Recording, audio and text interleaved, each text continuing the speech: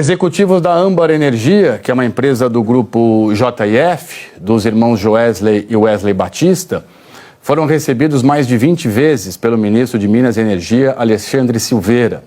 Isso tudo aconteceu fora da agenda oficial. De acordo com o jornal O Estado de São Paulo, esses encontros ocorreram uma semana antes da edição da medida provisória que beneficiou um negócio da companhia na área de energia elétrica. Lembrando aqui com você que Joesley e Wesley Batista foram investigados pelo pagamento de propina no âmbito da Operação Lava Jato e que firmaram um acordo de delação premiada com a Força Tarefa à época. Sobre isso, então, eu converso com Pedro Figueiredo, direto do Congresso Nacional. Pedro, obrigado pela sua presença, boa noite. Agora, então, a oposição pressiona o governo para dar explicações em relação a tudo isso. Em que pé que está essa situação, por favor? Oi, Tralha, eu que agradeço. Boa noite para você, a todos e todas que estão com a gente aqui na edição das 6. Pelo menos 3 parlamentares de oposição apresentaram aí 2 requerimentos pedindo explicações do ministro de Minas e Energia, Alexandre Silveira. Um desses requerimentos foi feito pela representante, a líder do Novo, deputada Adriana Ventura, do Novo de São Paulo, e também pelo deputado Marcel Van Hatten, do Novo do Rio Grande do Sul. Foi do Novo que partiu o pedido via Lei de Acesso à Informação sobre os registros de entrada e saída no Ministério de Minas e Energia. Essa informação que veio via like, foi possível aí, a partir dela, depreender de que pelo menos 20 vezes representantes da Âmbar Engenharia estiveram ali presentes dentro do Ministério de Minas e Energia para agendas fora da agenda oficial, para encontros fora da agenda oficial. Então foram pelo menos 20 registros de representantes da empresa na portaria do Ministério. O Ministério reconhece pelo menos 5 desses encontros. 2 deles com a Secretaria que cuida da parte elétrica e outros 3 com a Secretaria Executiva. Mas, segundo o Ministério, nenhum desses encontros teve relação com o caso concreto ali da medida provisória que foi publicada no último dia 12 de junho, e saiu no Diário Oficial no último dia 13 de junho. O que esses pedidos de requerimento de informação estão pedindo? Que haja uma especificação de como se deu o processo de redação dessa medida provisória, quais servidores estavam envolvidos nessa redação e, principalmente, como que no Sistema Eletrônico de Informações é possível notar que diversos servidores, num prazo de 1 hora, deram ali pareceres, ou pelo menos assinaram as minutas dessa medida provisória que partiu do Ministério de Minas e Energia antes de ser assinada pelo presidente Lula. Então, são informações ali sobre como se deu o andamento de toda essa questão.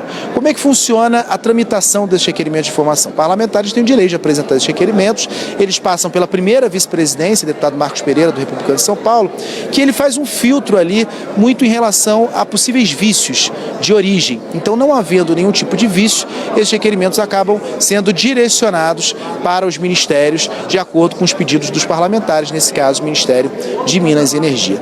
Nessa ilustração, a gente tem um pouquinho aí desse calendário que se deu depois da revelação do Estado de São Paulo. Dia 27 de maio, portanto, os irmãos Joesley e Wesley Batista estiveram no Palácio do Planalto, no encontro com o presidente Lula. Nesse encontro, eles trataram ali oficialmente de uma doação para vítimas do Rio Grande do Sul. 2 dias depois, o ministro Alexandre Silveira e o presidente da Âmbar se reuniram, Marcelo Zanata. No dia 7 de junho, o governo, portanto, enviou o texto da medida provisória que socorre o caixa da Amazonas Energia. Importante lembrar ali que a Âmbar fez a compra de algumas usinas que pertenciam à Eletrobras, inclusive com a possível inadimplência que a Eletrobras teria em relação ao funcionamento dessas usinas, com operadoras como a Amazonas Energia. Isso ocorre no dia 10 de junho, a venda dessas 12 termoelétricas por 4,7 bilhões de reais. Só que aí 2 dias depois, no dia 12 de junho, essa medida provisória socorre a Amazonas Energia, repassando para todos os consumidores os gastos para evitar que a empresa fique inadimplente no pagamento dessas usinas. Usinas essas que eram da Eletrobras e que foram compradas por essa empresa que faz parte do grupo JF. A medida provisória, portanto, é publicada no dia seguinte no Diário Oficial da União. Vamos então aos posicionamentos, começando pelo Ministério de Minas e Energia. Em nota, eles disseram que a intenção da venda dos ativos da Eletrobras era de conhecimento público desde julho do ano passado, quando foi publicado no comunicado pela empresa.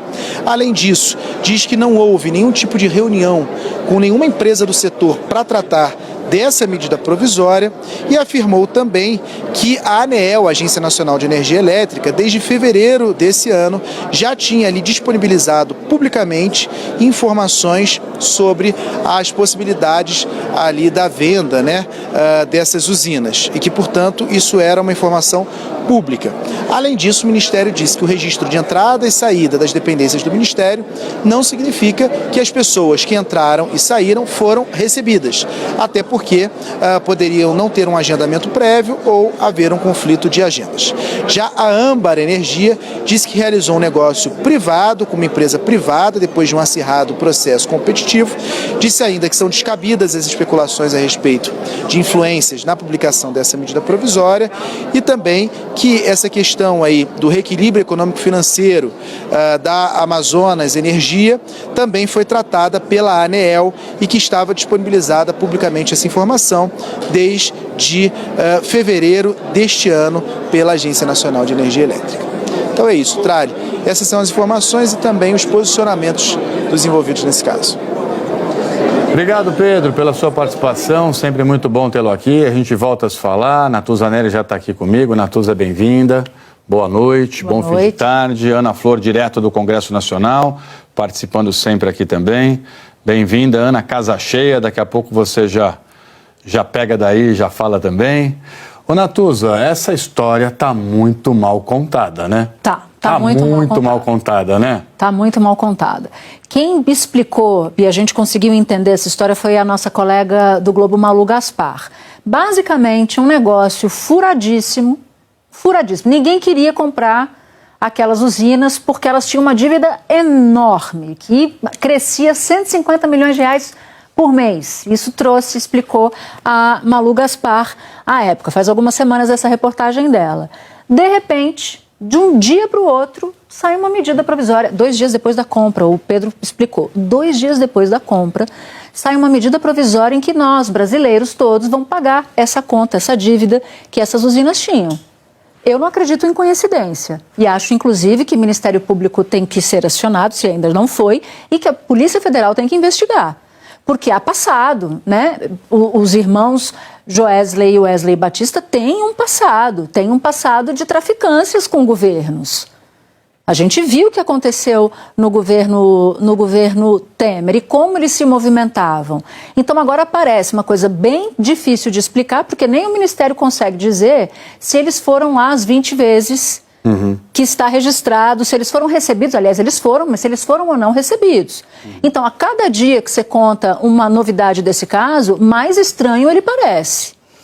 E é uma empresa, uma dupla, né, de sócios, de irmãos, que foi beneficiada no governo Lula naquela política das grandes campeãs do BNDES. Então, evidentemente que isso vai levantar muitas suspeitas. Se o governo não quiser ficar com esse imbróglio no seu colo, que já está no colo, mas se não quiser que permaneça no seu colo, tem que dar mais explicações do que está dando e a própria polícia, se houver indício de crime, tem que entrar no caso. Agora, o próprio ministro Alexandre Silveira já deveria ter vindo a público, não, né? Ele é o primeiro que tem obrigação de falar. Convocar uma entrevista coletiva, explicar tintim por tintim, porque é o que a gente sempre fala aqui, quem não deve não teme. Então, se você é uma autoridade e você vê que seu nome está sendo, de certa forma, colocado aí numa suspeita de tráfico de influência, benefício privado, terceirizar prejuízo para a sociedade, né? Porque é um valor bilionário, né?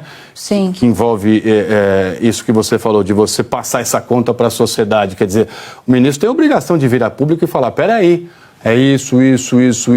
Agora, fica todo mundo de bico fechado? Sim, porque a grande dúvida é se essa medida provisória, editada pelo governo Lula, foi direcionada para beneficiar a Âmbar Energia, a empresa de energia. E eles estão avançando no setor elétrico.